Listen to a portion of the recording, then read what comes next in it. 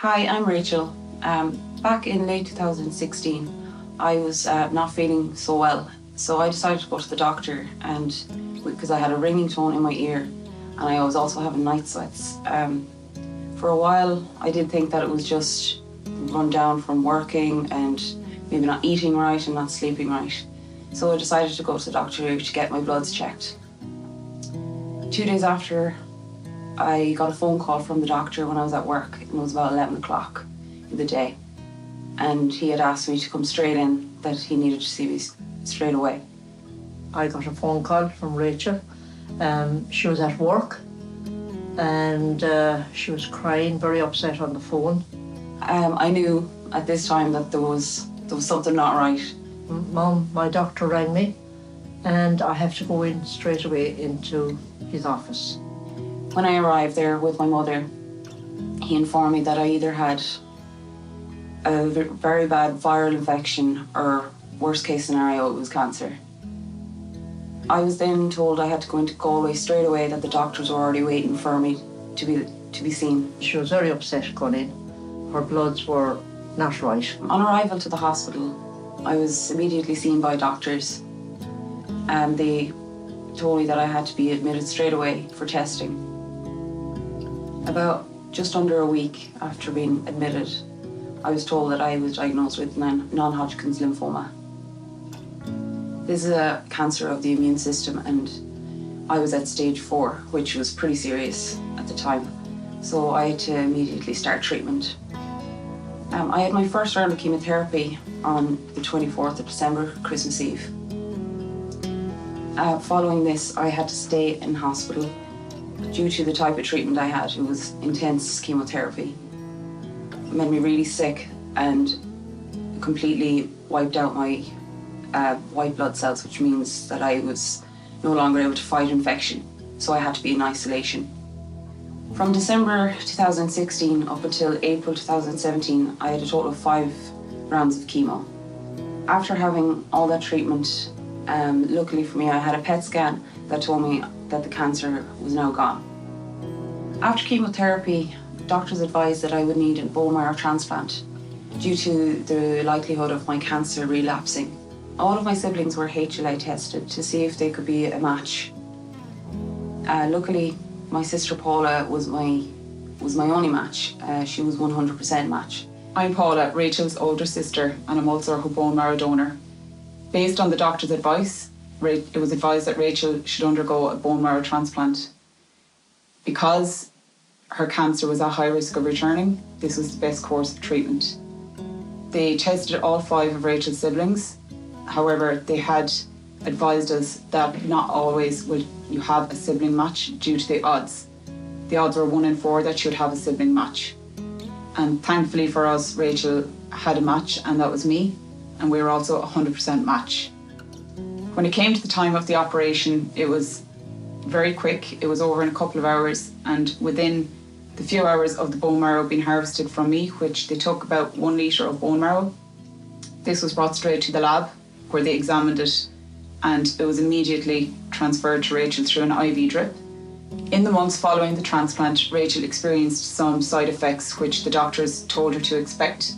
However, for Rachel, some of these side effects took a more extreme turn. I spent a total of 7 weeks in isolation in St. James's. I had to stay in a room on my own with only 2 people allowed to visit at any one time. I was not allowed to leave the room or leave the ward. I was then told that I had to stay in Dublin for a few weeks after being discharged so that they could make sure that my bloods were okay and make sure that I wasn't showing serious signs of graft versus host disease. Graft versus host disease is a condition where the new bone marrow recognises me as a foreign object, so it will start to attack my body. The most common signs is a skin rash, which I did get, which I was able to control with steroid creams. I did start to get dry eyes, but nothing severe as what I have now.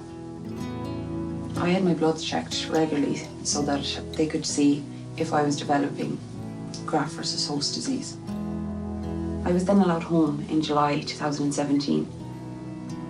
At this time, I thought that everything was finished. I thought everything was over and that I could finally start getting my life back on track. When I got home in July, I thought that everything was finished, that the hard part was over. Unfortunately, in October, my eye started getting sore. I just thought that there was maybe, that I just had to get eye drops, or that it was just something that was stuck in my eye, and within 2 days, my two eyes had flared up completely. They became extremely sore, extremely painful, and extremely dry. I was then brought back up to James's to be then told that I had severe dryness in the eyes, severe scarring. So I was suffering with ocular graft versus host disease. I didn't know at that time how severe it would actually get. Over a couple of months, my mood started to drop because things weren't getting any better. I had become completely sensitive to the light. Sunglasses didn't help the situation, but I used them as a way of hiding what had happened. I couldn't sit in a room with the light on. I couldn't look at a TV. I couldn't even go outside. Over the next few months, my mood completely went down. I think just after going through such a traumatic year, after having 5 rounds of chemo, then having to go through the whole transplant to finally get home, and then for this to happen, it was completely devastating. By February 2018, I knew that my mental health was suffering. And if my mental health was suffering, then my body was going to suffer with it. I didn't want to get out of bed. I didn't want to see anyone. I didn't want to see my friends. I didn't want to see family. I just didn't want to be who I was at that time. I was 25. I partially lost my vision. And I just felt completely isolated. I was then admitted to St. James's from March 2018 due to my mental health. I was assessed by the psychology team to be told that I was suffering from severe depression and anxiety due to what has happened. Even my own hematology team weren't really sure what was going on, as I was the worst case they had seen with ocular graft versus host disease. Doctors told me that graft versus host disease will always burn out of your system, but they can never give you a time frame. It could have been weeks, it could have been months, it could have been a couple of years. In my head at that time, I didn't have a couple of years. I didn't want to be in that situation. I didn't want to be like that. I didn't want to be lying in a bed in a hospital. And I just couldn't accept it. That is why I needed to be in hospital. That is why I needed the help from the doctors and the psychology team. I spent 4 months. Oh, for fuck's sake. I spent 4 months in St. James's. Luckily, around July, after being sent home, my graft versus host disease started to calm down, but the damage remained in my eyes. There was so much inflammation and scarring on the cornea that I could no longer see clearly through. The back of my eye, the back of my eye remains healthy, but the cornea is severely damaged. If I was to explain it, the best way I can explain it is if you were to look through a frosted glass. That is what I can see. I can see light and dark. I can see shapes and shadows, slight movement, but I need to be guided by family members and friends on a daily basis to get to the places I need to go. It's taken me a long time to be comfortable with who I am now. And luckily for me, back in January, I was told that there is an option now. In January 2019, I was seen by my doctor in Dublin, who then referred me on to Dr. Lou in Brighton. Dr. Lou performs a surgery called OOKP, which is osteoodontokeratoprosthesis. The operation is done in 2 stages. So in the first operation, that is when they take the tooth, they take the inside of my cheek, and they stitch the cheek onto the front of the eye. They then also place the tooth underneath the other eye, the opercular skin under the eye, where it will remain for 3 to 6 months. In the second surgery, they will go back in and remove the tooth and cylinder as it will now have grown blood tissue and a blood supply. They will then remove the front of my eye and place the tooth and cylinder in. This will act as the new front of the eye so that I can see clearly through. This will only be performed on one of my eyes. They give the vision a lifespan of about 10 to 20 years. And in my case, I have an option of having surgery again in 10 to 20 years' time, depending on how well I get on. I think it's important for people to know how this has affected Rachel's life.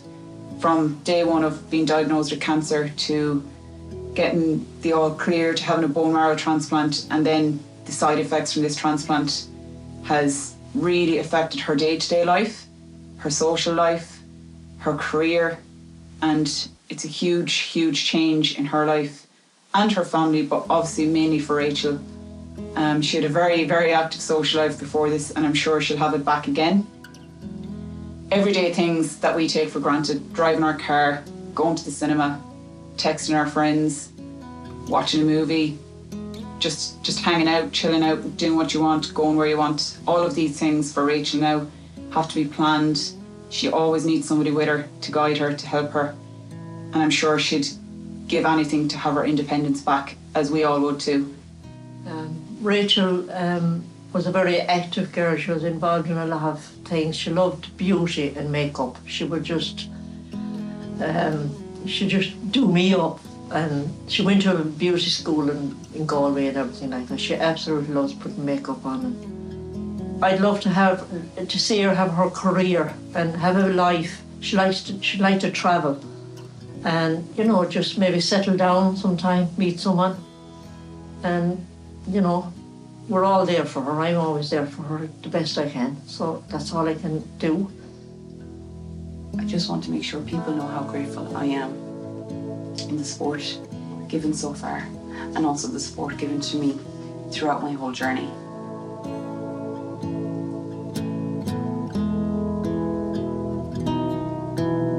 If it wasn't for my family and friends, I don't think I'd be here today.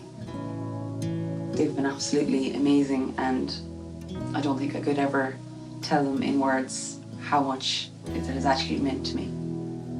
So thanks, guys. Love you lots.